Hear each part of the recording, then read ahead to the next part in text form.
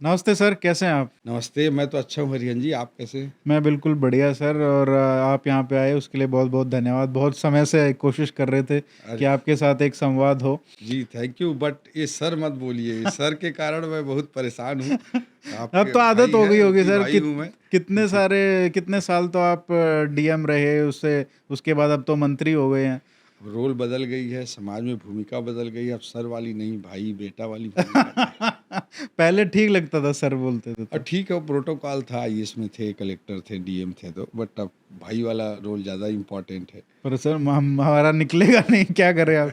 But शुरू करते हैं जैसे आपसे, जो आपकी स्टोरी रही है कि आप जिस बैकग्राउंड से आते हैं और जहाँ तक जैसे आप आईएएस क्रैक किया आपने, वो एक बहुत, मतलब ऐसी जर्नी है जो बहुत रेयर हमको देखने को मिलती है। जी, 12th फेल की जो बहुत लोगों ने मूवी देखी होगी, जी, उस तरीके की जर्नी आपकी भी रही है। तो मैं जी। चाहता हूँ कि वो इंस्पिरेशन आप बताएं लोगों को कि कैसे मिला कि आपको डीएम ही बनना है या आईएएस बनना है, वो कहाँ से आया? जब मैं मेरा गांव में पायन गांव है रायगढ़ जिले में, वहाँ पे मैं पला बढ़ा।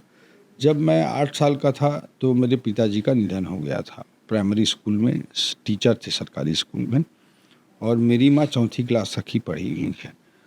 बहुत ऑड कंडीशंस थे उस समय, लगभग देश के सभी गांव में इस तरह के हालात होते थे 90s में 80s में।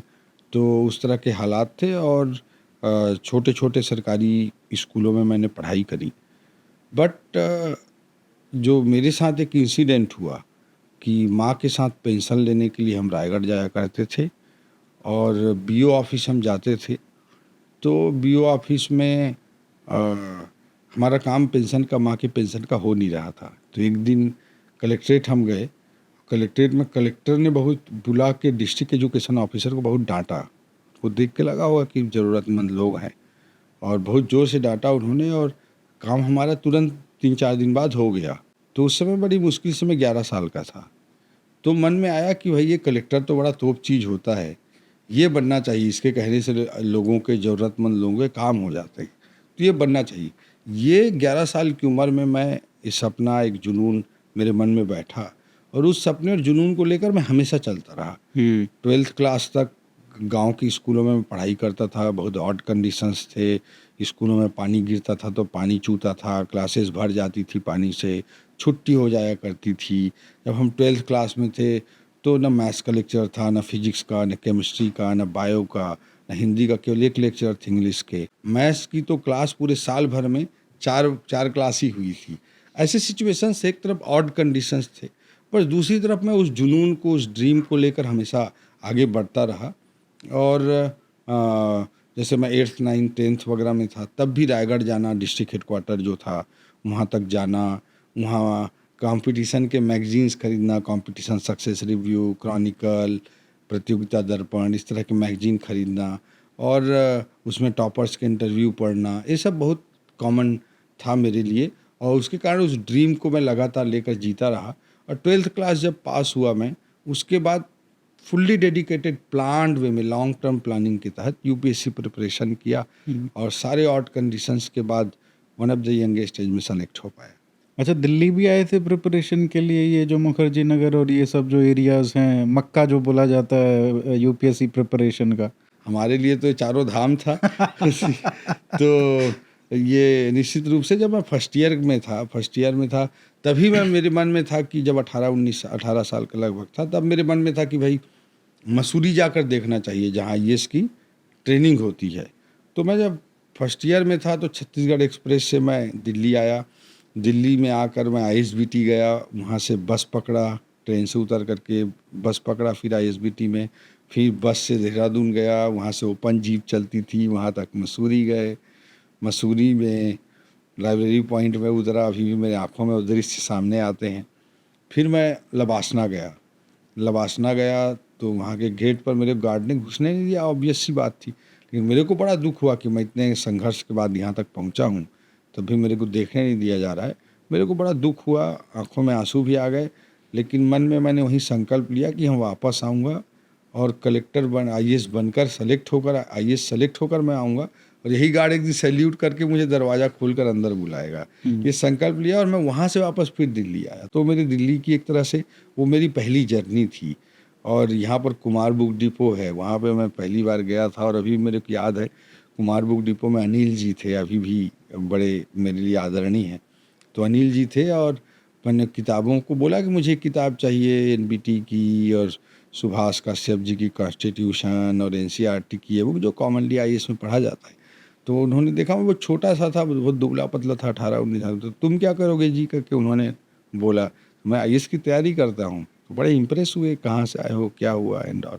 तो फिर उन्होंने मुझे सारी किताबें 5 मिनट के अंदर दे दी। ये वो ज़माना था जब छत्तीसगढ़ की राजधानी, गांव की बात छोड़िए, वहाँ रायगढ़ की, मेरे गृह जिले की बात छोड़िए, छत्तीसगढ़ की राजधानी रायपुर में भी किताबें नहीं मिलती थी आईएएस की। ये वो ज़माना था। भिलाई आईआईटी मेडिकल के लिए फेमस था पुराने समय से, बट वहाँ भी आईएएस की तैयारी के लिए किताबें वगैरह नहीं मिल पाती थी। तो यहाँ तुरंत मुझे 5 मिनट में अनिल जी ने पकड़ा दिया किताब, और उन्होंने अपना मोबाइल नंबर दिया, अपना एसटीडी नंबर दिया, सब कुछ दिया, और बोला बेटा तुमको जो भी किताब की ज़रूरत हो तो मुझे फ़ोन कर लेना। तो मैं उनको फ़ोन करता था और वो मेरे को किताब भेजते थे। तो ये दिल्ली की मेरी पहली यात्रा थी। उसके बाद मैं सेकेंड ईयर के बाद से बीच बीच में आना स्टार्ट कर दिया था, और मुखर्जी नगर वाला एरिया में भी रहा मैं, और पटेल चेस्ट वाले एरिया में भी, दिल्ली यूनिवर्सिटी नॉर्थ कैंपस वाले एरिया में भी रहा। और बहुत सुखद यादें हैं, बहुत संघर्ष भरे दिन थे, but best days of life. जब आप किसी चीज़ के लिए, आप अपनी किसी टारगेट के लिए, किसी लक्ष्य के लिए संघर्ष करते रहते हैं, 24 घंटे में एक एक सेकंड में आपके दिमाग में वो जुनून होता है, एक संघर्ष होता है, और उस संघर्ष को आप अचीव करते हैं, तो एक बेस्ट पीरियड ऑफ लाइफ मुझे लगता है कि उससे बहुत ही सुखद क्षण थे। एक एक क्षण मेरे जीवन के अनमोल स्वर्णिम क्षण हैं, उसको मैंने काफ़ी इंजॉय किया, और दिल्ली से ही सेलेक्ट हुआ। सर कोई ऐसे दोस्त हैं जो आपके साथ उस समय रहे हों और आज फेमस हों, जो आपके साथ तैयारी करे हों? आपने 12th फेल का जिक्र किया अभी। हाँ। मनोज हमारा बहुत क्लोज फ्रेंड है उसी जमाने का, अच्छा। बहुत क्लोज फ्रेंड है आज अच्छा, भी। तो मूवी में भी आपका कोई रोल है क्या? मूवी में रोल नहीं रखा है मैंने, पॉलिटिक्स में आ गया था, तो चीज़ों को मिक्स करना बहुत उचित नहीं रहता। अच्छा। I am in continuous touch with Manoj, आज भी हमारी बातें होती रहती हैं। अच्छा, आज भी वो हमारा बड़ा अच्छा कनेक्टेड फ्रेंड है। और तो उनसे कहाँ, दिल्ली में मिले हाँ, थे? दिल्ली में तैयारी के दौरान ये कोचिंग वगैरह में जाते थे, तो वो जहाँ रहते थे, वो मनोज से, श्रद्धा से, दोनों से अच्छे अच्छा। दोस्ती थी। और इनफैक्ट जब रिजल्ट देखने गए थे, एक साथ हमारा बैच भी एक है, और जब रिजल्ट देखने गए थे यूपीएससी में, तो मनोज और श्रद्धा भी साथ में ही थे वहाँ पर, अच्छा। जब हमने रिजल्ट देखा था। और देन एकेडमी में वो आईपीएस में थे, हम आईएएस में थे, बट फाउंडेशन कोर्स हमने साथ में की लवासना में, 100 दिन की ट्रेनिंग। 100 दिन की ट्रेनिंग भी मनोज के साथ की। उसके मैरिज के किस्से और उसके बहुत सारे किस्से उस समय के थे। इंटरकास्ट मैरिज, सॉरी इंटरकास्ट तो नहीं था, लेकिन फिर भी काफ़ी मशक्कत मतलब करनी पड़ी थी मनोज को। तो मनोज बहुत अच्छा दोस्त है। उस समय जितने ग्रुप में थे, हम लोग सब हमेशा मान कर चलते थे कि पूरे ग्रुप में सिनर्जी रहना जरूरी है। एक दूसरे को पास देंगे तभी गोल होगा, ये हम मान कर चलते थे, और ये अंदर तक हमारी फीलिंग थी। क्योंकि आपका कंपटीशन 10 लाख लोगों से होता है, 15-20 लोगों का आपका जो ग्रुप होता है, उसमें कंपटीशन करने लग जाएंगे छोटी मानसिकता के साथ, तो पूरे ग्रुप का बर्बाद होना तय है। तो इतने बड़े कंपटीशन में ग्रुप की सिनर्जी होनी बहुत ज़रूरी है। तो इस चीज़ को हमारा ग्रुप बहुत शिद्दत से महसूस करता था, और सभी लोग एक दूसरे को सपोर्ट करते थे। तो उस समय जितने लोग थे, 15-20 लोग करीब, बहुत हाईली कनेक्टेड थे, हम लोग डीपली कनेक्टेड थे। तो हम लोगों के 15-20 के ग्रुप में लगभग सभी लोग आज बड़े बड़े जगहों पर हैं, प्रशासनिक रूप से या एंटरप्रेन्योर के रूप में। मैक्सिमम लोग प्रशासन में काफ़ी बड़े बड़े जगहों पर हैं। एक आधा और बताइए नाम कोई। मनोज का मैंने नाम लिया, एक सुकेश जैन हुआ करते थे, बहुत यंग एज में, मतलब मुझे लगता है कि शायद उनके यंग एज का रिकॉर्ड अभी तक कोई तोड़ नहीं पाया। आईपीएस में सेलेक्ट हुआ था। अच्छा। सुकेश जैन राजस्थान नलवर जिले का रहने वाला था, और वेस्ट बंगाल कैडर में है, बड़ा फेमस अच्छा ऑफिसर है। एक आकाश देवांगन है, इंडियन रेवेन्यू सर्विस में, वो उसी समय के साथी हैं। ऐसे बहुत सारे लोग हैं जो अपने अपने जगह में अच्छा काम कर रहे हैं। और जो सेलेक्ट नहीं हुआ या एग्ज़ाम नहीं दिया, एक यूनिक स्टोरी है कि मतलब जनरली आजकल सब सरकारी नौकरी के पीछे भागते रहते हैं, but India is changing, new India emerge कर रहा है, और इसमें सरकारी सेक्टर के अलावा प्राइवेट सेक्टर में बड़े बड़े अपॉर्चुनिटीज़ उत्पन्न होंगे। उस चीज़ को आज का युवा नहीं समझ पा रहा है, जिसको मैं बार बार बोलता रहता हूँ कि बड़े बड़े अपॉर्चुनिटीज़ बाहर पैदा होंगे, नौकरी से आप सीमित रह जाते हैं। एक बड़ी अच्छी मुहिम चला रहे हैं आजकल, ये कुणाल सरावगी जी हैं, आपके नोएडा में ही रहते हैं। अच्छा। वो एक बड़ी मुहिम चला रहे हैं, नौकरी से आज़ादी। उनका कॉन्सेप्ट मुझे बड़ा अच्छा लगता है कि आज तक कोई भी व्यक्ति अपना समय दूसरे को बेचकर बड़ा नहीं बना है। तो अपना समय अपने तरीके से अपने पैशन के लिए यूज करेंगे, तभी आप कुछ जीनियस और बड़ा अचीव कर सकते हैं। उनका सोच बड़ा, उनके सोच को मैं नमन करता हूँ। तनखैया से नहीं होगा, तनखैया काम से आप सीमित रह जाएंगे, लिमिटेड, आपका आकाश बहुत सीमित हो जाएगा, sky will be limited for you. तो वो उनका कॉन्सेप्ट है।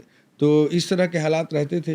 बट उस समय भी हम लोगों का जो ग्रुप था, उसमें एक लड़का था जो बड़ा इंटरप्रेन्योरशिप स्किल और माइंड का था, इंटरप्रेन्योरशिप माइंड का था, अजय उसका नाम है। और आई मस्ट से कि अजय रुड़की से पास आउट होकर आया था उस समय। रुड़की बहुत रेप्यूटेड इंस्टीट्यूट था और उसके बड़े भाई आईएएस की तैयारी करते थे और अजय चाहता था कि वो बाहर यूएस वगैरह में जाकर एमबीए करे। कुछ दिन उससे 4-6 महीने एमबीए की तैयारी करी।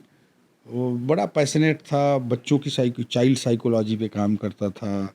गार्डन में 70-80 बच्चों से उसकी ग्रुप थी, उसके साथ ये सब काम करता रहता था। गीता एंड फिजिक्स, इस कॉन्टेक्स्ट, इन दोनों के कनेक्शंस पर वो वर्क करता था। एक पैशनेट पर्सनालिटी था। और अचानक उसने बोला कि मुझे अब एमबीए नहीं करना है, अपना ही बिजनेस में अपना ही काम एंटरप्रेन्योर के रूप में चालू करना चाहता। तो एक दिन मैं, उसका बड़ा भाई अनूप और अजय, हम तीनों बैठे थे। उसने बोला कि भाई मैं कुछ अलग करना चाहता हूँ, अपना एंटरप्रेन्योरशिप से मैं कुछ अपना काम चालू करना चाहता हूँ। तो क्या करेगा, उसके बड़े भाई ने बोला। तो बोला कि मैं आईएएस की कोचिंग स्टार्ट करना चाहता हूँ। तो कि इतने सारे लोग, तुम लोग तैयारी कर रहे हो, तो मैं तैयारी करा के पैसा कमा लूँगा। तो उस समय कॉलेज का फ्रेश पास आउट था, आईएएस वाईएस की तैयारी नहीं करता था। तो उसके बड़े भाई ने, अनूप ने कहा ठीक है, आईएएस की तैयारी कर लो, पास हो जाना तो आईएएस बन जाना, नहीं तो कोचिंग खोल लियो, जो जनरली सोच रहती है लोगों की। तो बोला नहीं, मुझे आईएएस का एग्ज़ाम नहीं देना है, मुझे सीधा ही काम चालू करना है कोचिंग का। तो बोला तेरे पास पढ़ने कौन आएगा, ना तेरे को एक्सपीरियंस है ना कुछ है। उसने बोला नहीं, मुझे कभी क्लास भी नहीं लेनी है।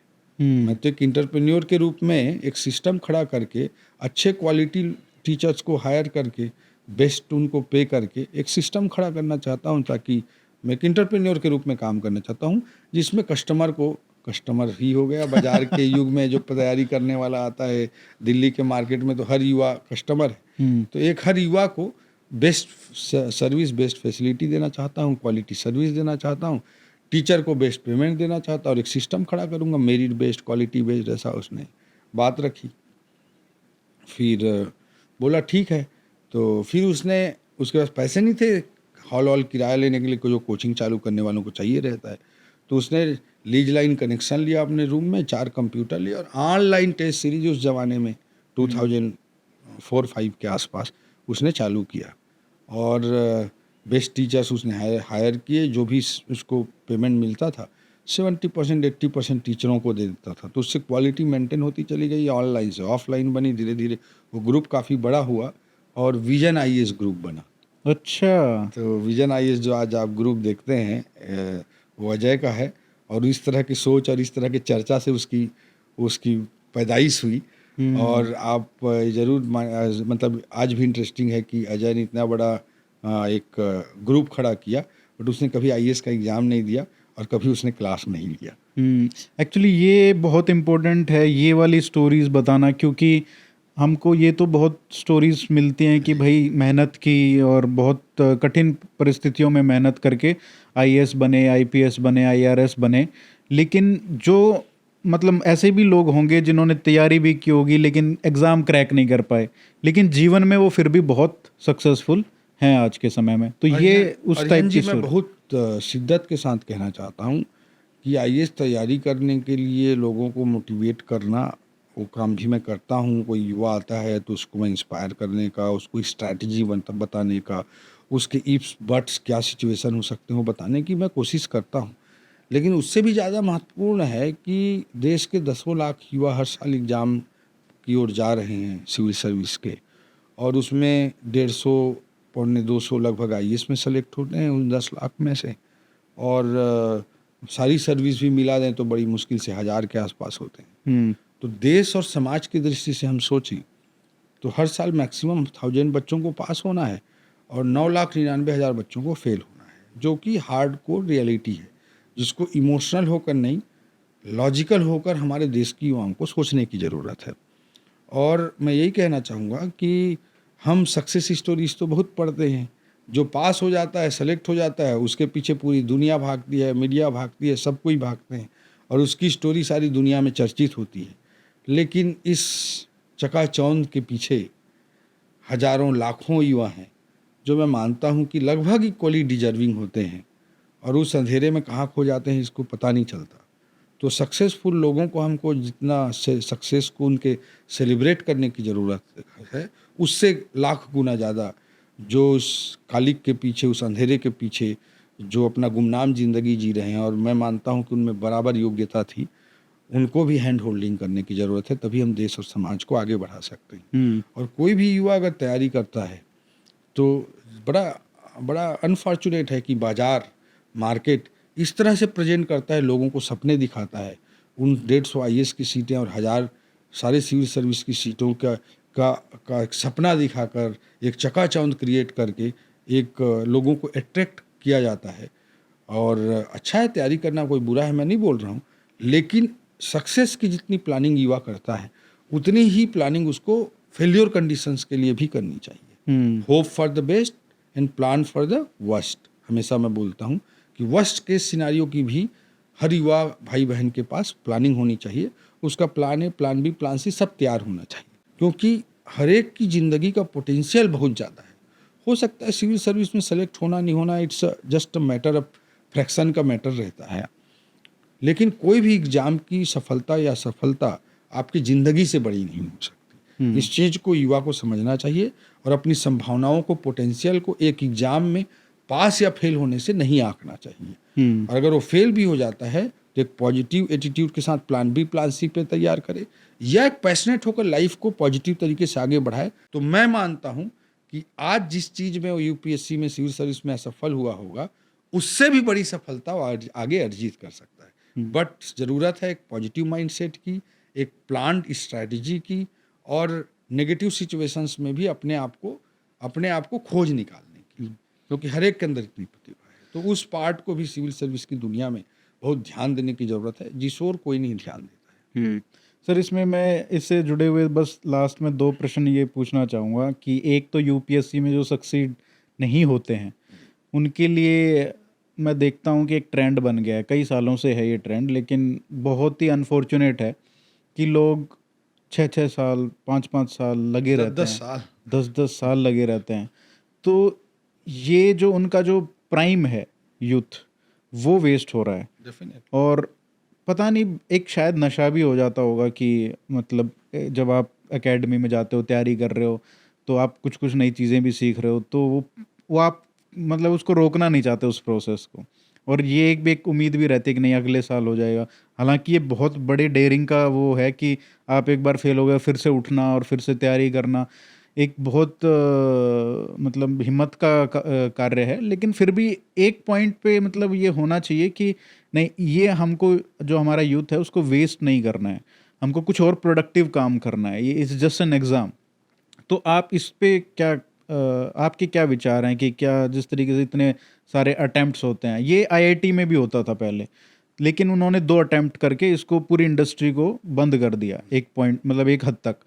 तो उससे क्या है कि आपका हुआ नहीं हुआ तो दूसरे कॉलेज में जाइए, अपना काम करिए, उसके बाद भी बहुत सारी सक्सेस स्टोरीज हमको देखने को मिलती हैं इंजीनियरिंग में।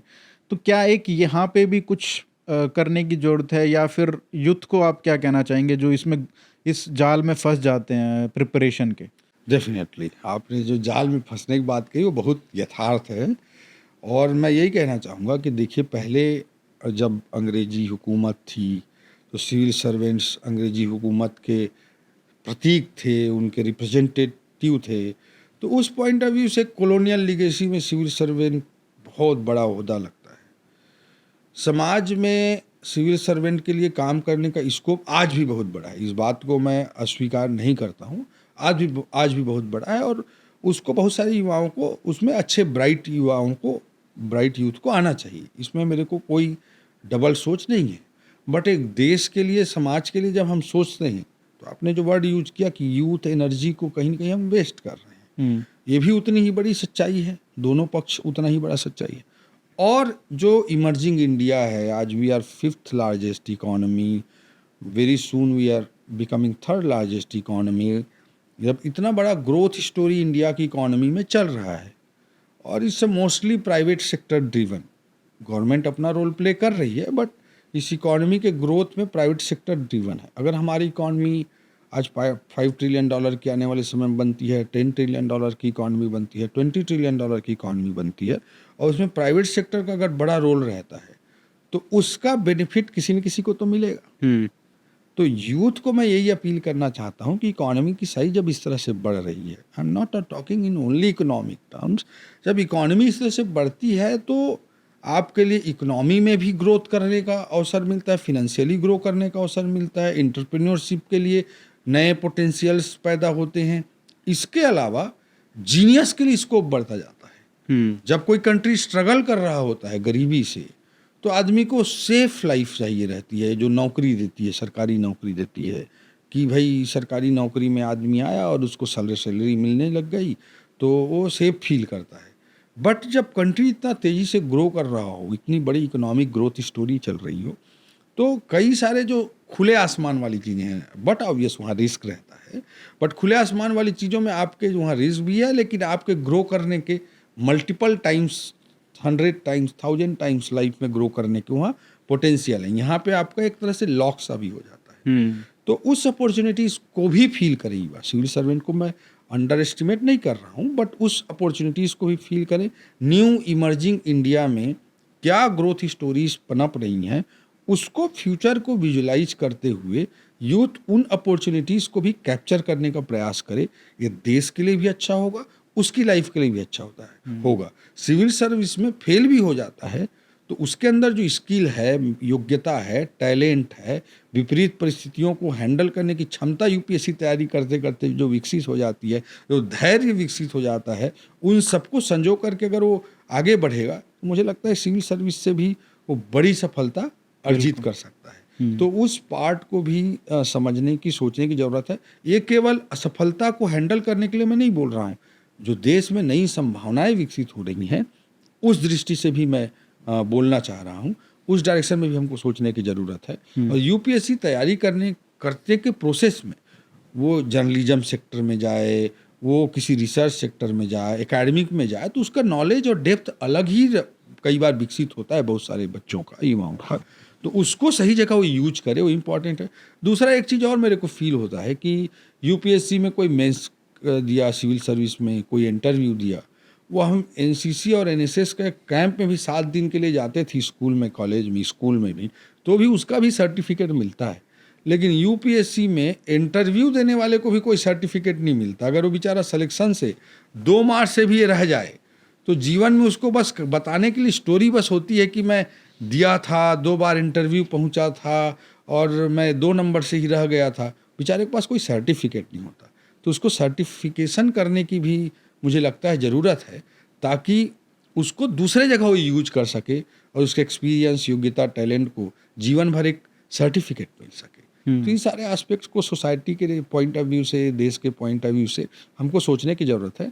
सरकारी जो नौकरियां हैं उनके लिए भी हम प्रयास करें, बट अगर नहीं मिलती तो that is not the end of the life. उससे लाइफ के नए अपॉर्चुनिटीज़ की एक नई शुरुआत हो सकती है। अच्छा सर, इनकी भी बात कर लेते हैं जो यूपीएससी में सेलेक्ट होते हैं। आजकल एक नया ट्रेंड देखने को मिल रहा है कि वो लोग कैमरामैन लेके घूमते हैं आजकल, और नए नए तरीके की रील्स बनाते हैं कि हम धौंस जमाते हुए काम की हम डायरेक्शन दे रहे हैं, और वो कैप्चर होता है, उससे कई लोग फेमस बन रहे हैं इंस्टाग्राम पे, यूट्यूब पे। उनको आप, जो आजकल नए लोग आ रहे हैं, उनको आप क्या मैसेज देना चाहेंगे जो बन रहे हैं, डीएम बन रहे हैं या आईएएस में या आईपीएस में? बहुत बहुत इम्पॉर्टेंट आपने एस्पेक्ट पे क्वेश्चन रेज किया है। अनामिता, एनोनिमिटी ब्यूरोक्रेसी का पहला प्रिंसिपल है।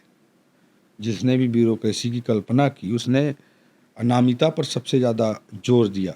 वेबर वगैरह जितने भी आइडियोलॉग हुए, सब ने कहा और नौकरशाह के लिए बिना नाम के काम करना वो सबसे इम्पोर्टेंट है। अगर आपके अंदर ये भावना नहीं है तो ब्यूरोक्रेसी में मत आइए, आने की ज़रूरत ही नहीं है आपको। अगर आपको लाइमलाइट चाहिए, आपको फेस बनना है, तो there are other sectors, politics है, मीडिया में आप डायरेक्ट आ जाइए, आप खुद का कुछ काम करिए, ये इम्पॉर्टेंट है।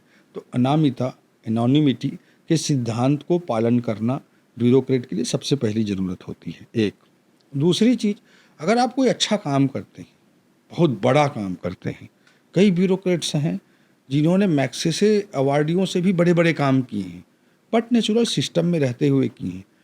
उनके बारे में कोई दूसरा कभी ऑब्जर्व करके डेप्थ के साथ लिखता है तो उस तरह की पब्लिसिटी अच्छी लगती है।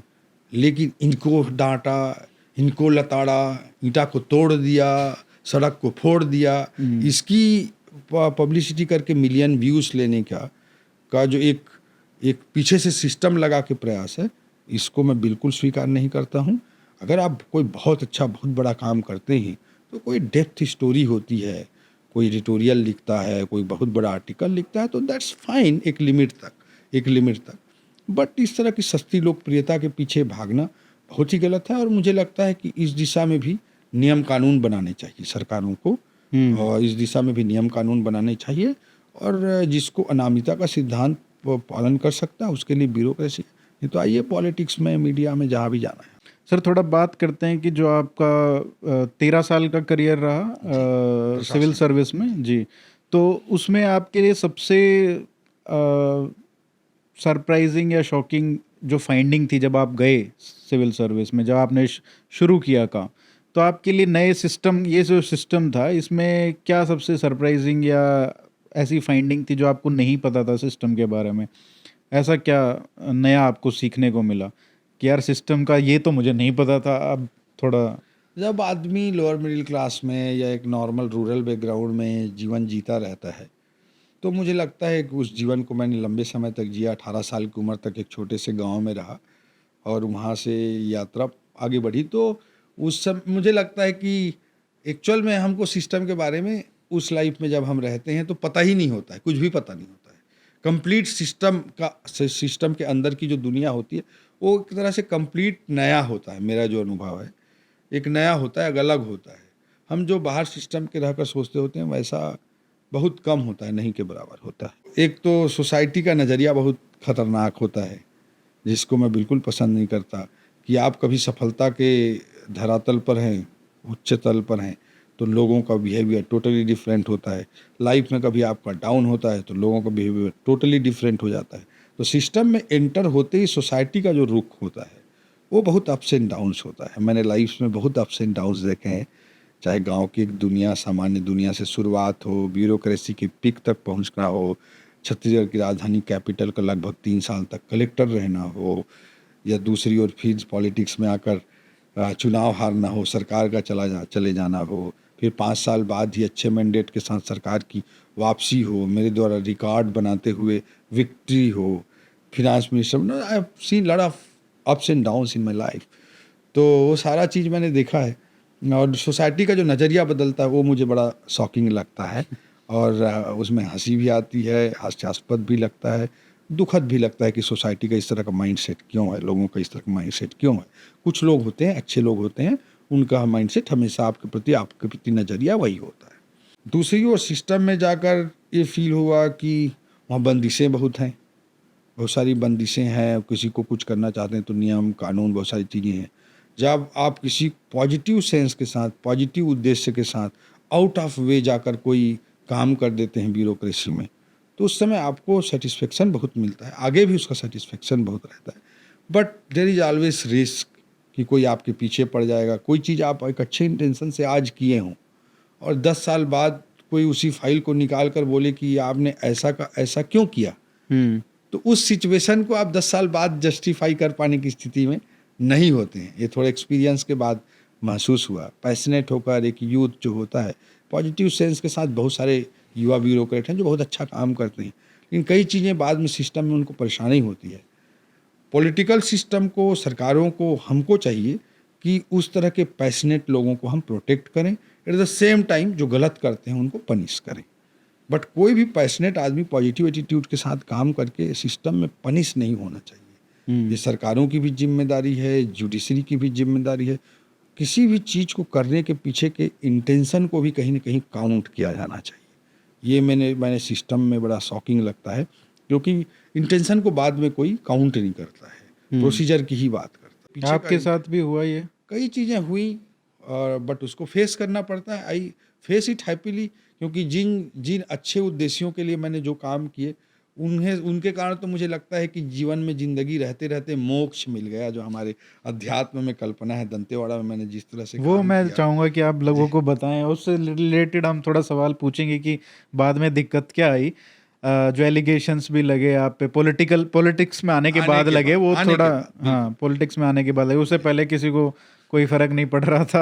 नहीं, फर्क नहीं पड़ रहा था क्या, वो प्रधानमंत्री अवार्ड मिल रहा था कांग्रेस की एग्जैक्टली सरकारों की ओर से, और फिर कांग्रेस के ही लोगों ने आपके एलिगेशंस लगाए एलिगेशन दुनिया। लगे। तो जो काम किया दंतेवाड़ा में, बस्तर को जो बहुत लोग नहीं जानते होंगे कि बस्तर क्या है, क्योंकि यहाँ से जो दिखता है, यहाँ से जो रिपोर्टिंग होती है, वही लोग सुनते हैं। तो आप भी जब गए होंगे, आपको भी बहुत सारी चीज़ें नहीं पता होंगी, तो आपका पूरा एक्सपीरियंस कैसा था वहाँ पे काम करने का, और क्या आपके लिए सबसे बड़ी संतुष्टि का काम रहा वहाँ पे? बस्तर के बारे में एक तो परसेप्शन की बात करूंगा मैं, कि उसके परसेप्शन बिल्डिंग में बहुत बड़े बड़े लोग लग जाते हैं। उनके बस्तरिया आदमी के खुद की आवाज़ तो कहीं बाहर आ ही नहीं पाती है। कोई रायपुर से वहाँ के परिस्थितियों के को बताने वाला ठेकेदार बन के, कोई दिल्ली से जाकर वहाँ के लोगों का आवाज़ बनने की ठेकेदारी करके, बहुत सारे लोग बहुत सारे तरह के परसेप्शन बस्तर के बारे में बनाते रहते हैं। जब मैं गया वहाँ पे, तो देखा कि लोगों के पास जो सबसे बड़ी प्रॉब्लम है वो इंसर्जेंसी है, और वो भी इस तरह की नहीं है जैसे आज छत्तीसगढ़ के बारे में लोग सोचते हैं, बहुत सारे जो बाहर में कभी छत्तीसगढ़ नहीं गए, कि पूरा नक्सल स्टेट होगा, जबकि हार्डली मुझे लगता है 8-10% एरिया ही उस नक्सल अफेक्टेड है, माओइज्म अफेक्टेड है। Raipur is very fastest growing city, tier 2 के इंडिया में one of the fastest growing city है। कई सारे इंडस्ट्रियल एरिया हैं, टूरिज्म के बहुत ब्यूटीफुल स्पॉट्स हैं। इवन बस्तर की हम जब बात करते हैं तो बस्तर कोई एक नक्सलियों से घिरा हुआ एरिया नहीं है। 40,000 वर्ग किलोमीटर का एरिया है, जो केरल राज्य से बड़ा है। केवल बस्तर एक सिंगल डिस्ट्रिक्ट हुआ करता था, उसका भी मुझे लगता है कि 15-20%, 25% एरिया ही नक्सल अफेक्टेड है, जो हाईली अफेक्टेड मैं कहूँ। बाकी बहुत ही खूबसूरत बस्तर है, धरती का स्वर्ग है। वहाँ टूरिज्म के लिए कोई आएगा, उसको जीवन का एक अलग एहसास होगा, दुनिया का, संस्कृति का, ट्राइबल कल्चर का, प्रकृति का एक अलग एहसास होगा। तो इस तरह का बस्तर है। तो परसेप्शन में दुनिया भर के लोग एक बनाते हैं, तो उसको मैं उससे बड़ा दुख होता है, एक चीज़। दूसरा चीज़ मैं बोलना चाहता हूँ कि वहाँ पर जब मैं गया तो जो इंसर्जेंसी के मैंने कारणों को समझने का प्रयास किया, तो कहीं पे इंसर्जेंसी होती क्यों है ये समझने का प्रयास किया मैंने। तो जैसे सबसे पहला चीज़ होता है कि देश के खिलाफ कई बार एक आवाज़ उठाने का एक षड्यंत्र होता है, जैसे जम्मू कश्मीर में या नॉर्थ ईस्ट के कुछ जगहों में पहले किया जाता था। तो उस तरह के हालात थे। तो मैंने वहाँ पर देखा कि वहाँ पर ऐसे देश के प्रति कोई ऐसी विरोध की भावना नहीं है। बहुत सारे जगहों जैसे नक्सलवाद हम पढ़ते हैं वेस्ट बंगाल के बारे में, जो वहाँ का माओइज्म है, तो उसमें नक्सलवादी आंदोलन में ज़मीन का असमान वितरण, इनइक्वल डिस्ट्रीब्यूशन ऑफ लैंड, एक बड़ा रीजन समझ में आता है कि माओइज्म वहाँ पे पनपा, नक्सलवाद पनपा। बट बस्तर में जिसके पास तन ढकने के लिए भी ठीक से कपड़े ना हो, फॉर्चुनेटली उसके पास 20, 30, 40 एकड़ ज़मीन होती है। अच्छा। तो लैंड का कोई इशू एज सच नहीं है। उससे प्रोडक्टिविटी कितना ले पा रहा है बस्तरिया भाई बहन, वो एक अलग विषय है। वहाँ लैंड का भी एज सच ऐसा इशू नहीं है। कई जगहों पे इंसर्जेंसी का कारण कास्ट बेस्ड डिस्क्रिमिनेशन, जाति आधारित भेदभाव बनता रहा है। ट्राइबल सोसाइटी में, जिसको सो कॉल्ड लोग पिछड़ा कहते हैं, उसमें जाति आधार पर असमानता का या भेदभाव करने का या जाति के आधार पर एक्सप्लॉइटेशन करने का कोई बेस वहाँ पर नहीं है, बिल्कुल भी नहीं है ट्राइबल कल्चर में। तो जब जातिवाद के कारण एक्सप्लॉइटेशन नहीं है, जब लैंड का इनइक्वल डिस्ट्रीब्यूशन नहीं है, जब देश से अलग होने की कोई भाव नहीं है, तो आखिर इंसर्जेंसी क्यों है? ये मैंने समझने का प्रयास किया। तो मेरे को जो मेरी सीमित समझ है उसके अनुसार जो समझ में आया कि वहाँ के लोगों के पास एजुकेशन एक्सपोजर का बहुत अभाव रहा है। बाकी दुनिया के साथ उनकी मोबिलिटी नहीं रही है, और कहीं ना कहीं कल्चरल प्रोटेक्शन के नाम पर उस एरिया को बांध कर रखने का प्रयास कांग्रेस की रिजीम्स में अनेकों बार हुए हैं। वहाँ को लेकर मैं मानता हूँ कि नेहरूयन फिलॉसफी का और बाद के भी कांग्रेसी सरकारों का नज़रिया में क्लियरिटी नहीं थी, सोच में स्पष्टता नहीं थी, और उसके कारण उस एरिया का बहुत नुकसान हुआ। आपको बड़ा आश्चर्य होगा जब मैं बताऊंगा कि अबूझ माड़ एक ऐसा एरिया है जो आप शायद जानते ही होंगे, 4000 वर्ग किलोमीटर का एरिया है, जो still unserved part of India है। आज़ादी के 75 साल बीतने के बाद भी वो देश का अभी तक सर्वे नहीं हुआ ऐसा एरिया है। मतलब किस चीज़ का सर्वे नहीं हुआ? जो लोग रहते हैं उनका, या मतलब कहाँ गांव है, कहाँ खेत है, कहाँ किसकी जमीन है, कहाँ कौन बासिंदा है, कोई सर्वे नहीं है। कांग्रेस की रिजीम रहते तक अबूझ माड़ क्षेत्र में किसी को प्रवेश करने के लिए कलेक्टर का परमिशन लेना पड़ता था। तो इस तरह से उस एरिया को बांध कर रखने का पाप किया गया। मैं तो अच्छा, इसमें जो कई लोग जो आर्ग्यूमेंट देते होंगे वो ये कहेंगे कि हमने तो ट्राइबल जो कम्युनिटीज़ हैं उनको प्रोटेक्ट करने के लिए, ये उनके प्रोटेक्शन के लिए ये रेस्ट्रिक्शंस रखी हैं ताकि बाहर के लोग उसको इन्वेड ना कर पाएँ उस एनवायरनमेंट को। पहला चीज़ तो मैं ये बोलता हूँ कि जो सरकार के हुक्मरान हैं उनको ये निर्णय लेने किसने अधिकार दिया कि आपको ऐसे प्रोटेक्ट करके हम बांध के रखेंगे? किसने हमको अधिकार दिया है कि हम ऐसे सोच रखेंगे सरकार में रहते हुए? दूसरी चीज़ मैं कहना चाहूँगा कि किसका किससे संपर्क नहीं होता दुनिया में। ह्यूमन सिविलाइजेशन में एक दूसरे का संपर्क होता ही होता है। कल्चर को प्रोटेक्ट करना उसका तरीका ये नहीं है कि हम उसको बांध कर रखें। एक मोबिलिटी तो होनी ही चाहिए। और सबसे बड़ी बात मैं कहता हूँ कि क्या करना है क्या नहीं करना है, इसका डिसीजन बस्तरिया के हाथ में होना चाहिए, किसी रायपुर वाले या दिल्ली वाले के हाथ में नहीं होना चाहिए। वहाँ का लोकल ट्राइबल डिसाइड करना चाहिए कि उसको क्या करना है क्या नहीं करना है, उसको कल्चरल प्रोटेक्शन चाहिए, उसको क्या चाहिए क्या नहीं चाहिए, और किस तरीके से चाहिए। जी, पूरी तरह से उसको बांध कर रखा। आपने सड़क तक बनने नहीं दी, वहाँ आने जाने के लिए परमिशन की व्यवस्था करके रखी थी। ये मैं मानता हूँ कि उनके साथ न्याय नहीं हुआ, और उनका अपना डिसीजन होना चाहिए था। कोई बाहर से बैठा हुआ व्यक्ति डिसाइड करे उचित नहीं। और उनको अपना डिसीजन अगर हमको कराना है तो सबसे महत्वपूर्ण है कि उनके पास एजुकेशन हो, उनके पास एक्सपोजर हो, एजुकेशन उनके तरह का हो।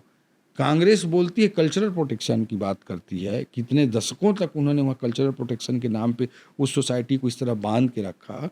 लेकिन मैं पूछना चाहता हूँ कि उनको हमने एजुकेशन किस तरह का परोसा? हम उनको ग का गमला सिखाते रहे, जो जीवन भर जंगल में रहने वाले लोग थे, जो झरना का पानी पीकर पूरा जीवन को स्वच्छंदता के साथ जीने वाले लोग थे, झरने की तरह, उनको न का नल सिखाते रहे। तो ये कौन सा एजुकेशन हम कांग्रेस परोस रही थी? तो उनके कल्चर के हिसाब से रिसर्च होना, उनके कल्चर के हिसाब से एजुकेशन होना, उनके कल्चर के हिसाब से योजनाएं संचालित करना, ये सरकारों की जिम्मेदारी थी। ये तरीका हो सकता था कल्चरल प्रोटेक्शन का। बट एरिया को बांध के रखना और हैजा मलेरिया से हजारों लोगों को मरने देना, ये तो उनके साथ मैं न्याय नहीं मानता। और इसीलिए इसी कहीं ना कहीं इसी सोच के साथ मेरा हमेशा फोकस रहा कि उनके लिए बेटर से बेटर एजुकेशन की व्यवस्था की जाए। एक कलेक्टर के तौर पर मैं जो कर सकता था, कलेक्टर की भी अपनी सीमित सीमाएं होती हैं, दंतेवाड़ा का कलेक्टर रहते हुए इस दिशा में मैंने बहुत सारे इस फिलॉसफी के साथ के तहत काम करने की कोशिश की।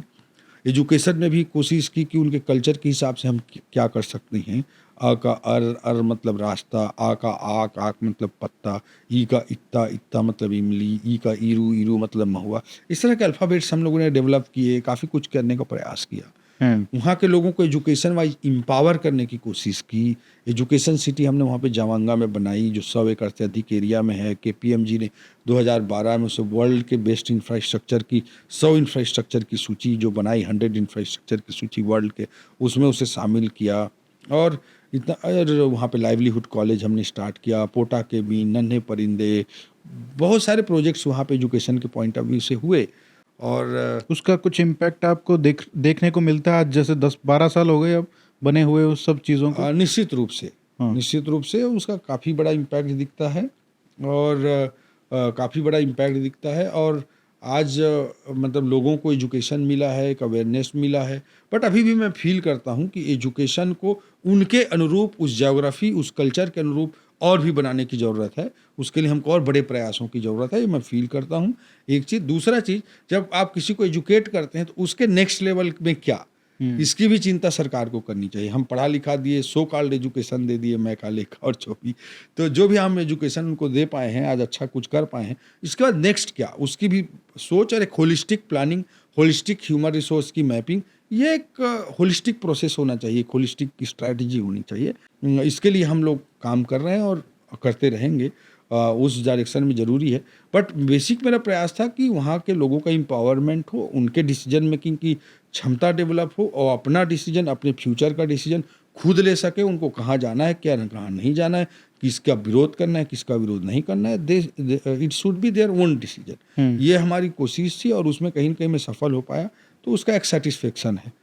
आजकल जब मैं पॉलिटिक्स में आया तो कुछ छोटे छोटे प्रोसीजरल चीज़ों को लेकर के दुनिया भर के एलिगेशंस लगाने की बात करते रहते हैं, जो ब्यूरोक्रेसी के संदर्भ में हमने पहले बात की, उससे थोड़ा कई बार मन को खराब लगता है, बट इट्स अ पार्ट ऐसा ऑफ क्या था, पॉलिटिक्स। क्या एलिगेशन, जैसे कोई एग्जांपल अगर आप दें? जैसे एजुकेशन सिटी में हमने बीच में कुछ ज़मीनें थी, पट्टे की ज़मीनें, हमारे एसडीएम ने उन ज़मीनों को एक्सचेंज करके दूसरा पट्टा देने का प्रयास किया। उसको आरोप मेरे ऊपर लगाते हैं, मतलब जबकि उसमें कमिटी होती है। एजुकेशन सिटी जिसका मैं जिक्र किया, 100 एकड़ से प्लस, जिसको केपीएमजी ने वर्ल्ड के 100 बेस्ट प्रोजेक्ट के लिस्ट में शामिल किया, जिसके लिए मुझे तत्कालीन यूपीए की मनमोहन सिंह जी वाली सरकार ने पीएम एक्सीलेंसी अवार्ड का माला मेडल मुझे प्रधानमंत्री जी ने पहनाया। उसी में कांग्रेस एलिगेशन लगाने का प्रयास करती रही कई बार। तो मतलब बट आई ऑलवेज फील कि अच्छे काम की कीमत चुकानी पड़ती है। तो कोई बहुत बड़ी कीमत भी चुकानी नहीं पड़ी। देश का में कानून व्यवस्था, न्याय व्यवस्था इतनी मजबूत है कि कोई किसी को इतने आसानी से परेशान नहीं कर सकता। तो ऐसा कोई बहुत बड़ा, और वो नेचर भी पॉलिटिकली था ना, उनका पॉलिटिकल एलिगेशन नेचर था। बट ठीक है, आप कई बार प्रोसीजर्स पे क्वेश्चंस करते रहते हैं। तो मेरा कहना है कि मुझसे कोई प्रॉब्लम नहीं हुआ, और इस अ पार्ट ऑफ पॉलिटिक्स। मैं मानकर चलता हूँ कि राजनीति का अनिवार्य हिस्सा है, तो राजनीति में होगा ही होगा, ये मानकर चलता हूँ। लेकिन मुझे ये डर लगता है कि जो यंग पैशनेट ब्यूरोक्रेट्स आ रहे हैं, उनके अंदर इनिशिएट करने की क्षमता ब्यूरोक्रेटिक सिस्टम में, एडमिनिस्ट्रेटिव सिस्टम में कमज़ोर ना पड़े। इसकी चिंता हमको करनी चाहिए। As political system, as lead actually करने वाले ये बहुत सा बड़ा कारण है कि पॉलिसी पैरालिसिस जो कई जगह आ जाता है, उसमें यही देखने को मिला है कि जो 20 साल पहले किसी ब्यूरोक्रेट ने कोई डिसीजन लिया हो और उसको फिर लीगल तरीके से आज कटघरे में खड़ा किया जाता है, उस समय बहुत अच्छा था, लेकिन आज 20 साल के बाद जब उसको एवेल्युएशन करते हैं तो उसमें पता चलता है कि इसमें ये कमी थी, वो कमी थी। तो शायद एक 2-3 साल का कुछ तो पीरियड रहना चाहिए, स्टैच्यूट ऑफ लिमिटेशंस जो बाहर है, कि आप उसके बाद ये एलिगेशंस और ये सब आप लीगल उस पे कोई कार्य ये इस तरीके का नहीं लगा सकते, ताकि एक प्रोटेक्शन रहे बियॉन्ड अ पॉइंट। अरिहन जी, खैर हमको दोनों पक्ष को सोचना ज़रूरी है। अनफॉर्चुनेटली बहुत सारे ब्यूरोक्रेट्स बहुत सारे ग्रीड में और बहुत सारे गलत चीज़ों में भी पड़ जाते हैं, और उसके कारण बहुत सारे गलत काम भी करते हैं। तो गलत काम का कहीं प्रोटेक्शन भी ना हो, और सही काम करने वाले को ऑलवेज प्रोटेक्शन मिले। ये दोनों के बीच की जो रेखा है वो बहुत महीन रेखा है। तो उसको दोनों पक्षों को समझते हुए, एक्सपर्ट्स को रखते हुए, हमेशा हमको एक रास्ता खोजने की ज़रूरत है, और उस पर बहुत कंक्रीट काम देश में करने की ज़रूरत है। अच्छा, एक और कहानी हमने आपके बारे में सुनी है कि बस्तर में आप जब कलेक्टर थे तब आप AK-47 अपने बिस्तर के नीचे रख के सोते थे। ये कितनी सच्ची बात है? ये पूरी सच्ची बात है। और हुआ यूँ कि जब एजुकेशन सिटी बना रहे थे जवांगा में, तब माओवादियों ने पर्चे फेंके, और पर्चा फेंकने के मतलब मेरे को मारने का, कि ओपी चौधरी को नहीं छोड़ना है, ओपी चौधरी को मारना है, इस तरह के पर्चे फेंके। तो जब आप माओइज्म इंसर्जेंसी एरिया में रहते हो, तो आपको कहीं ना कहीं फीलिंग रहती है कि मैं अच्छा काम करता हूँ इसलिए मुझे कोई टच नहीं करेगा। लेकिन जब आपके नाम पे पर्चा फेंका गया, तो मेरे लिए साइकोलॉजिकली एक बहुत कठिन फेज था। मुझे लगता था कि अब मेरे ऊपर अटैक होगा। कभी मतलब ऑफिस, घर से ऑफिस जाते हुए भी मुझे लगता था वहाँ पे 7-8-10 करीब ताड़ के पेड़ थे, तो कहीं हाँ। नक्सल अटैक इधर से ना हो जाए। ऑफिस में मैं कई बार बैठा रहता था, शाम हो जाती थी, खिड़की की तरफ मेरी नज़र जाती थी कि कोई इधर से फायरिंग तो नहीं करेगा। इस तरह का एक साइकोलॉजी मन में कई बार एक टाइम पे 2-3 महीने तक ऐसी साइकोलॉजी रही। मैं इसके लिए बहुत सारे टैक्टिक्स सीखा कि इंसर्जेंसी एरिया में कैसे अपने आप को प्रोटेक्ट किया जाए। जैसे सड़क पे हम चलते थे तो लेफ्ट साइड में ना चल के वहाँ राइट पे चलते थे, वहाँ ट्रैफिक का तो कोई इशू होता नहीं। और जब चौड़ी सड़क होती है तो जो ब्लास्ट होते हैं, लैंड माइन ब्लास्ट होते हैं, वो लेफ्ट साइड में होते हैं। जैसे हम राइट में ट्रैवल करते थे, वहाँ पे ड्राइवर हमारे प्रैक्टिस कराया मैं कि 100+ की स्पीड मेंटेन करें मोस्ट ऑफ द टाइम, क्योंकि आपका स्पीड अगर 100+ है तो mostly land mine blast miss time हो जाता है। जो माओइज्म की स्ट्रेटजी हो, गुरिल्ला स्ट्रेटजी है, उसमें आप किसी अटैक में कम मरते हैं। ये जो लैंड माइन ब्लास्ट जो छुप कर किया जाता है वो सबसे डेंजरस होता है। इसमें आपके पास कितना ही प्रोटेक्शन और सिक्योरिटी हो, आप मारे जाएंगे। Z+ सिक्योरिटी तब भी बुरी तरह से मारे जाएंगे, कोई चांस नहीं मिलेगा आपको बचने का। तो इसलिए वो सबसे प्रोटेक्ट करने के लिए चलते थे। अपने मूवमेंट्स को पूरा सीक्रेट रखते थे, अनप्रेडिक्टेबल मूवमेंट करते थे। Unpredictability of movement is the best measure of safety in Maoism. आप कब आए कब गए पता ही नहीं चलना चाहिए किसी को। तो उस हिसाब से करते थे। कई बार होता था कि मान लीजिए मैं नोएडा की तरफ जा रहा हूँ तो अपने कारकेट को गुड़गांव भेज दिया। सारी दुनिया सोच रही कि कलेक्टर का कारकेट गुड़गांव डाइवर्जनरी टैक्टिक्स। एक छोटे सी इंडिका गाड़ी में किसी टीचर वीचर के साथ मैं नोएडा होके अपना काम करके आ गया। इस तरह के टैक्टिक्स हम अपनाते थे। बट आप कितना भी गुरिल्ला टैक्टिक्स अपना लो, बोला जाता है कि to fight guerrilla be a guerrilla. तो गुरिल्ला टैक्टिक्स आप कितना भी अपना लो, बट एट द लास्ट आप शाम को रात को घर तो वापस आओगे ही। तो फिर मेरे को लगता था कि घर पे अटैक तो नहीं हो जाएगा। कई कोरापुट या उड़ीसा किसी जिले में SP ऑफिस को लूटने की भी माओइस्ट द्वारा घटना हुई है। कई कैंप्स को लूटने की भी घटना हुई, कई थानों पे अटैक हुए हैं, छत्तीसगढ़ में भी कई जगह हुए हैं। तो ऐसे लगता था कलेक्टर बंगले पे तो अटैक नहीं हो जाएगा, ऐसा फील होता था। तो इसलिए मैंने बंगले का सिक्योरिटी सिस्टम ठीक किया, वहाँ करेंट लगवाए 440 वोल्ट के, जो कंसर्टिना वायर फेंसिंग होती है जो मिलिट्री वगैरह में आप देखते होंगे, J&K वगैरह में गोल गोल जो होता है, उस तरह की प्रोटेक्शन किए, करेंट लगवाए, संतरियों की जो व्यवस्था थी उसको दुरुस्त किया, वैसे भी रहते थे उसकी ड्यूटी को दुरुस्त किया। फिर मैंने जो कैंप्स हैं उनमें अटैक जो हुए हैं उनकी पूरी पुलिस रिपोर्ट पढ़ी कि क्या क्या हुआ था, कितने टाइम होते हैं, किस टाइमिंग पे अटैक्स होते हैं, ये सब मैंने पढ़ी काफ़ी अच्छे से गहराई के साथ। तो मैंने देखा कि बहुत early late evening early night में ही अटैक्स होते हैं, क्योंकि उनको अटैक करके घटना को अंजाम दे करके निकलना, सुबह होने से पहले अपने सेफ प्लेस तक पहुंचना रहता है।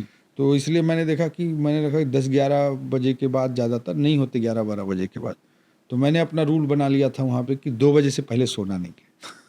तो 2 बजे के बाद ही सोता था। हाँ। और संतरियों की मैं चेकिंग करता रहता था। SP का बंगला, मेरा बंगला एक साथ ही था, कलेक्टर का बंगला। तो मैं SP बंगले के भी और कलेक्टर बंगले दोनों के संतरियों की एक साथ इंटीग्रेटेड व्यवस्था बनवाई थी। तो जा करके मैं संतरियों कई बार चेक करता रहता था।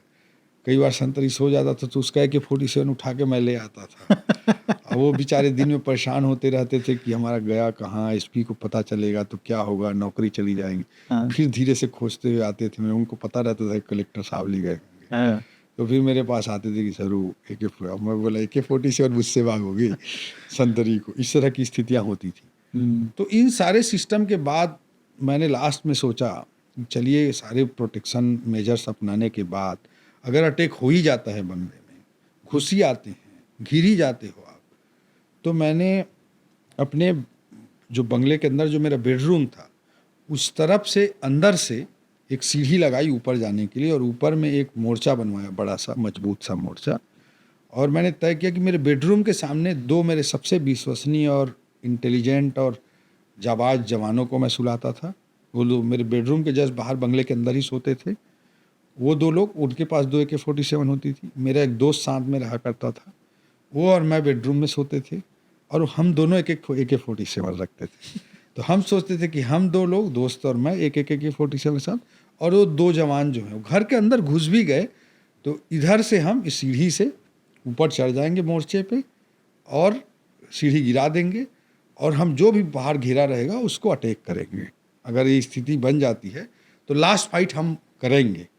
और मुझे लगता है कि किसी अच्छे पोजीशन में पहुंच के 4 AK-47 से अगर आप अटैक करते हो तो माओइज्म के किसी भी अटैक को आप काफ़ी हद तक फेल कर सकते हैं। अच्छा। अगर आपके अंदर ये डेयर है और आपको ये अपॉर्चुनिटी मिल जाती है, डेयर है और आप कूल हैंडल कर लेते हैं तो ये मौका मिल जाएगा। डर के पैनिक इधर उधर करेंगे तो ख़त्म हो जाएगा।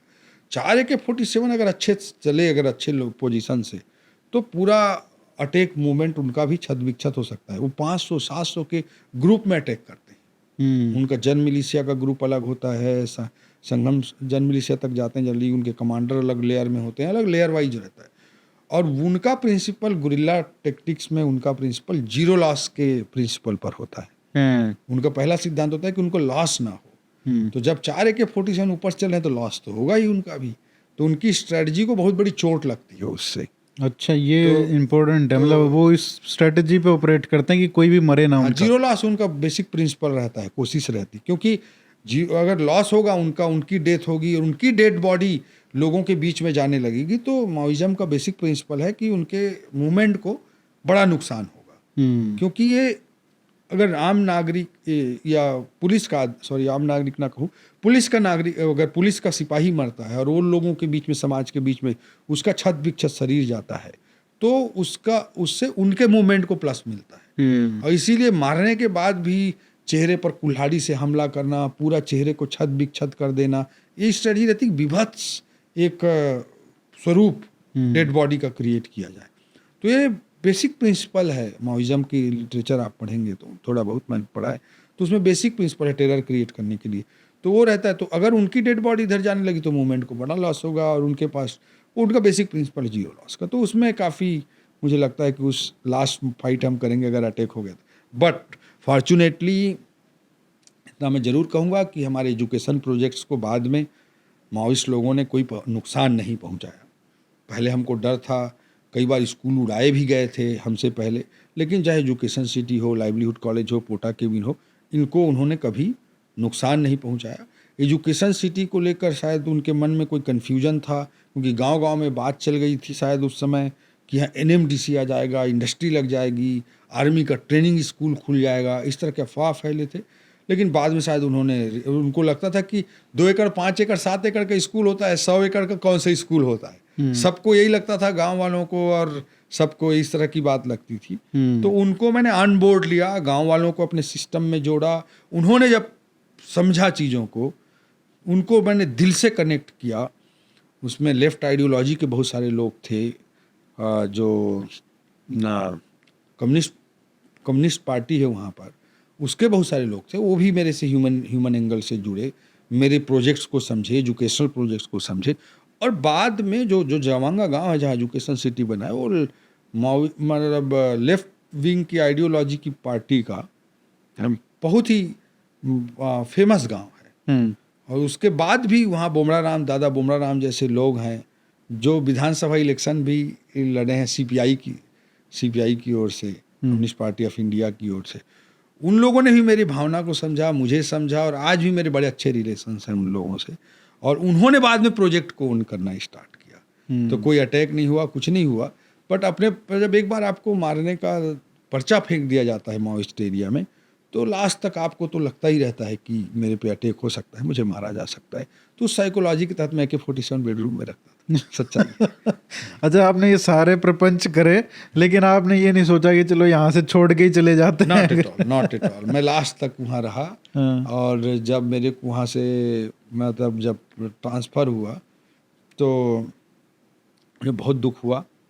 और वहाँ जितने प्रोजेक्ट्स मैंने किए, एजुकेशन सिटी, लाइवलीहुड कॉलेज, जितने पोटा केबिन, सड़कें, मंदिर कैंपस, माँ दंतेश्वरी का कैंपस, वो सारी चीज़ें हमने की।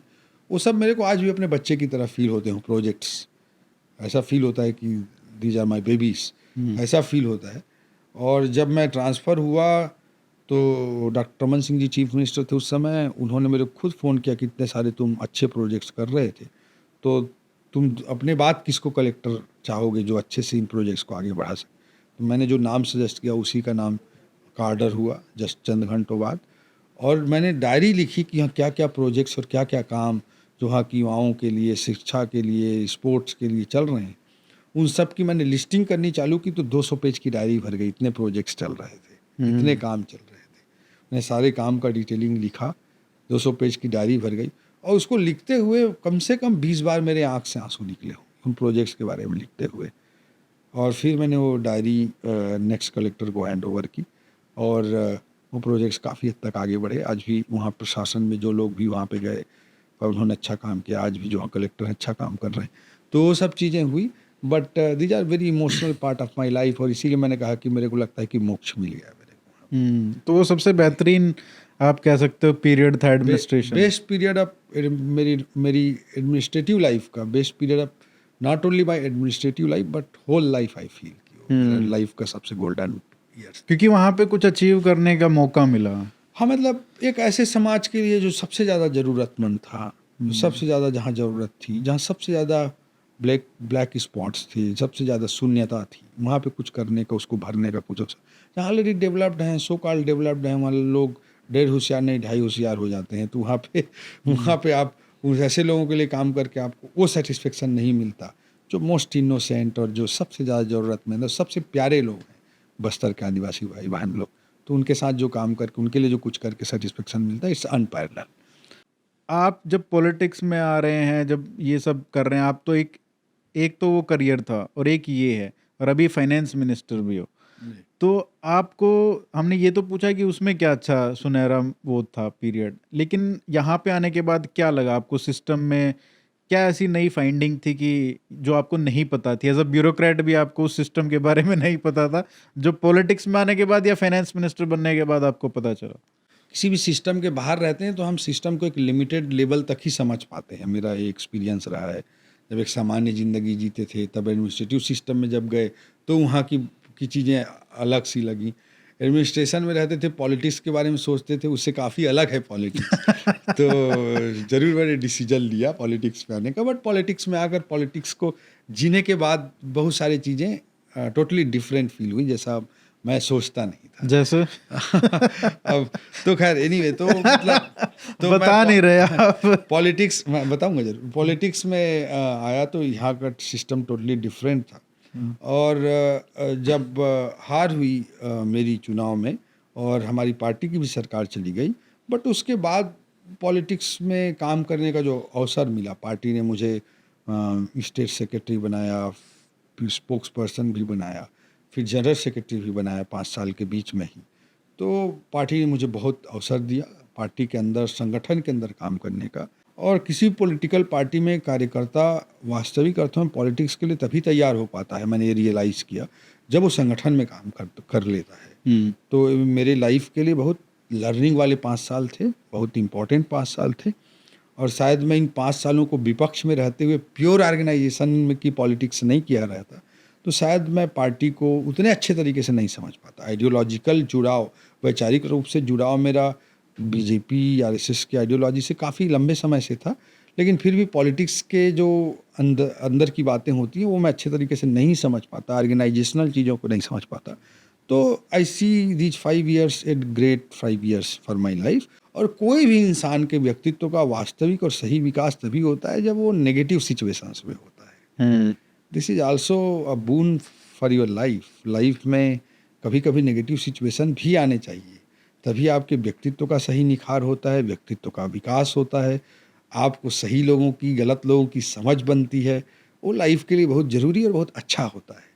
तो बीच बीच में इस तरह के पैचेस लाइफ में आते रहने चाहिए, मुझे लगता है। एक दूसरा चीज़, इन 5 सालों में बहुत कुछ जानने समझने को मिला। पॉलिटिक्स में बहुत सारे नेगेटिव एस्पेक्ट हैं, मैं स्वीकार करता हूँ, और इसीलिए पॉलिटिक्स को लेकर के समाज में परसेप्शन बहुत नेगेटिव है। बट मैं ये कहना चाहता हूँ कि पॉलिटिक्स में भी अच्छे लोग हैं, अच्छे कार्यकलाप हैं। आज नरेंद्र मोदी जी के लीडरशिप में भाजपा और राजनीति में जो कुछ हो रहा है, जो बदलाव हो रहे हैं, वो बहुत बड़ी बातें हैं। ये सब भी पॉलिटिक्स के हिस्से हैं। गलत चीज़, गलत घोटाले, स्कैम्स, गलत तरीके से टांग खिंचाई, एक दूसरे को निपटा देना, ये सब भी पॉलिटिक्स का कहीं ना कहीं हिस्सा होता है। आपको भी निपटाने की काफी कोशिश की होगी 5 साल में। वो होता रहता है, it's a part of politics, it's a part of this game. हाँ, ये सब चीज़ें पहले नहीं लगता था, इतना लोग नेगेटिव कैसे सोच सकते हैं, बट होता है। होता है। तो अच्छा, आपके जो राजनीति में आपके पार्टी के भीतर ज्यादा निपटाने की कोशिश होती है या बाहर वाले ज्यादा कोशिश करते हैं? राजनीति में सब चलता रहता है, पार्टी के बाहर भी, कभी कभी कुछ मामलों में भीतर भी। बट बीजेपी एक परिवार वाली पार्टी है और उसमें नरेंद्र मोदी जी जैसा लीडरशिप है जो चीज़ों को ऑब्जेक्टिवली ऑब्जर्व करता रहता है। आप कोई अच्छा काम कर रहे हैं, उसका ट्रैकिंग है इस पार्टी में। कोई भी आप अच्छा काम कर रहे हैं तो नरेंद्र मोदी जी ने जो पार्टी के अंदर जो पॉलिटिकल कल्चर डेवलप की है, उसके कारण बहुत अच्छा लगता है, सेटिस्फेक्शन होता है कि आप कुछ अच्छा कर रहे हैं, उसको देखने वाला है। ठीक है, उसका क्या मुझे मिलेगा नहीं मिलेगा उस सोच से मैं कभी काम नहीं करता, लेकिन आप कुछ अच्छा कर रहे हैं उसको देखने वाला है। दूसरा, संघ की वैचारिक पृष्ठभूमि भी भारतीय जनता पार्टी के लिए बहुत बड़ा आशीर्वाद है। वहाँ से भी जो गलत चीज़ें होती हैं उसे कंट्रोल, गलत चीज़ों को रोकने का कहीं ना कहीं एक एक अलार्म मिलता है। उसके कारण भी बीजेपी को जैसी पार्टी को बहुत लाभ होता है। और यहाँ गलत काम करेंगे तो भी आप कोई कोई ट्रैक करने वाला है, अच्छा काम करेंगे तो भी कोई न कोई आपको ट्रैक करने वाला है। तो ये सब पार्ट हैं। बट मैं इन लार्जर पिक्चर पार्टी से, भारतीय जनता पार्टी से अलग हटकर ये कहना चाहता हूँ आम हमारे जनता जनार्दन को और युवा साथियों को, सभी लोगों को, कि पॉलिटिक्स में मैंने कहा कि ये प्रॉब्लम वो प्रॉब्लम है, ये अच्छा है, ये बुरा है, जो भी है, but whether we like it और dislike it, whether we love it और हेट इट, पॉलिटिक्स है सबसे इम्पॉर्टेंट इंडियन डेमोक्रेसी। और जो बड़े परिवर्तन, बड़े सोच के परिवर्तन पॉलिटिक्स ही ला सकता है इंडियन डेमोक्रेसी में। तो इसलिए पॉलिटिक्स से भागना कोई उपाय नहीं है, उसको बाहर सिस्टम के बाहर बैठे रहकर उसे रोज क्रिटिसाइज करना भी कोई उपाय नहीं है। अच्छे लोगों के राजनीति में भाग नहीं लेने का पहला दुष्परिणाम होता है कि बुरे लोग अच्छे लोगों पर शासन करने लगते हैं। इसलिए अच्छे लोगों को भारत की राजनीति में पार्टिसिपेट करने की ज़रूरत है। राजनीति में पैशन से पॉलिटिक्स करने वालों की ज़रूरत है, ताकि पॉलिटिकल आइडियोलॉजी का और देश का सही हाथों में विकास हो सके। तो युवाओं को जो आप कह रहे हैं कि जो आना चाहते हैं पॉलिटिक्स में, वो क्या, उनको कैसे, मतलब क्या मार्ग है? वो तो सोचते हैं कि भाई इतना पैसा चाहिए, उसके लिए तो पैसा बनाना पड़ेगा, फिर हम पार्टी में जाएंगे, पता नहीं टिकट मिलेगा या नहीं मिलेगा, उसके बाद 20 साल पोस्टर चिपकाने पड़ेंगे, इतने बूढ़े हो जाएंगे, कोई पैशन नहीं बचेगा। तो ये जो 20 साल 25 साल का युवा है, जो जिसमें पैशन है कुछ काम करने का, उसको तो एक ट्रेडिशनल पॉलिटिकल पार्टीज में बहुत समय लग जाएगा। ये तो उनको क्या मैसेज आपका है कि किस तरीके से उनको अप्रोच करना चाहिए पॉलिटिक्स को? देखिए, अगर पॉलिटिक्स करना है और पॉलिटिक्स के लिए जो खर्चे होते हैं, वो एक सामान्य परिवार के व्यक्ति उन खर्चों को सीधा वहन नहीं कर सकता। पॉलिटिक्स के खर्चे के लिए आपको एक अच्छा फेस बनना पड़ेगा। लाइक माइंडेड लोगों का अलग अलग स्ट्रेंथ होता है। ऐसे कुछ लोगों से आपको एक कोलिशन डेवलप करना पड़ेगा, तब आप पॉलिटिकल खर्चों पे सरवाइव कर पाएंगे। और ये पॉलिटिकल जो कोलिशन होता है, ये नेक्सस ना बन पाए, इसका भी नेता को हमेशा ध्यान रखना पड़ेगा। आपको कोई सपोर्ट करता है, आपका कोई दोस्त है जो फिनेंशियली बहुत स्ट्रांग है, आपको कोई सामाजिक कार्यक्रम कर रहे हैं उसमें सपोर्ट करता है, बट इसके बदले उसे कोई इलीगल फेवर आपके पॉलिटिकल पोजीशन आज या कल जो आपको मिलेगी उसके बदले नहीं रखना चाहिए। एक समाज सेवा के भाव से वो भी करे, फिनांस उसका स्ट्रेंथ है, इसके लिए आपका सपोर्ट कर रहा है, तब तक ठीक है।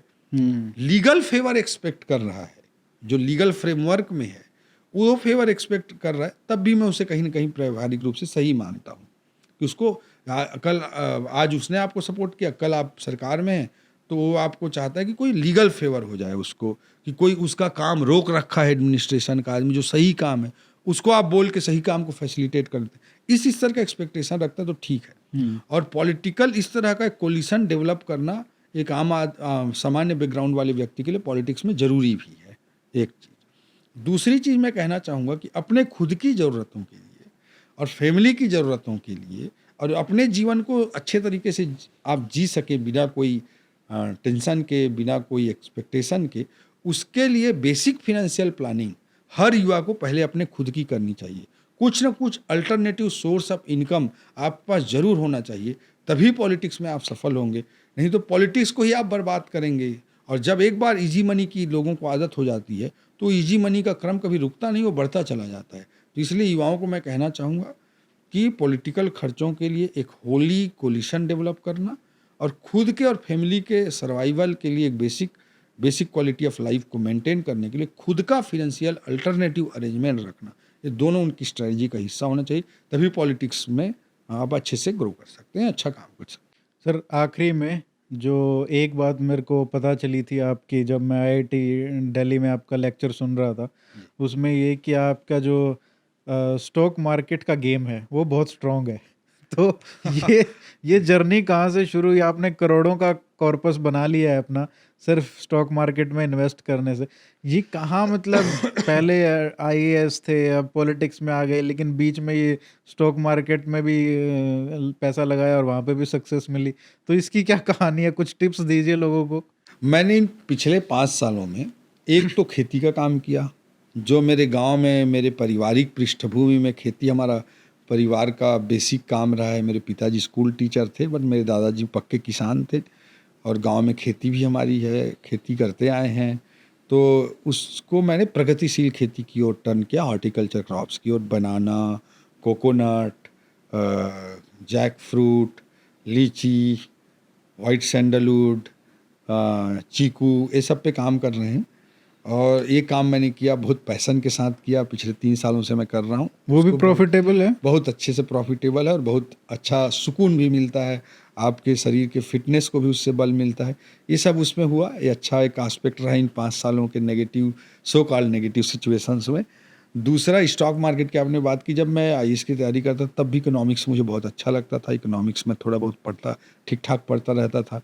फिर 2008-9 में जब लेमन क्राइसिस आया था, तब मैं मार्केट से जुड़ा, मार्केट को मैं देखता था, समझता था, बट सैलरीड आदमी के पास बहुत ज़्यादा पैसे तो होते नहीं हैं, तो बस मैं देखता था, दोस्तों को सलाह देता था, ये इसमें इन्वेस्ट करना चाहिए, इसमें अच्छा। इन्वेस्ट करना चाहिए, ये थोड़ा बहुत करता रहता था। जब मैं नौकरी छोड़ दिया 18 में, और जब कोविड टाइम में मार्केट में क्रैश आया, तब मैं, वैसे तो काम मैं पिछले 2008-9 वगैरह से कर रहा था, 2007-8 से मार्केट को देख रहा था, बट मैंने फिर पूरी शिद्दत के साथ फिर काम करना चालू किया, क्योंकि मार्केट किसी भी पॉजिटिव सिचुएशन को भी को ओवरवेल्म्ड रिस्पॉन्ड करता है, कोई भी नेगेटिव सिचुएशन को ज़्यादा ही पैनिक होकर रिस्पॉन्ड करता है, ओवर रिएक्शन होता है मार्केट का हमेशा, जो मेरा एक्सपीरियंस है।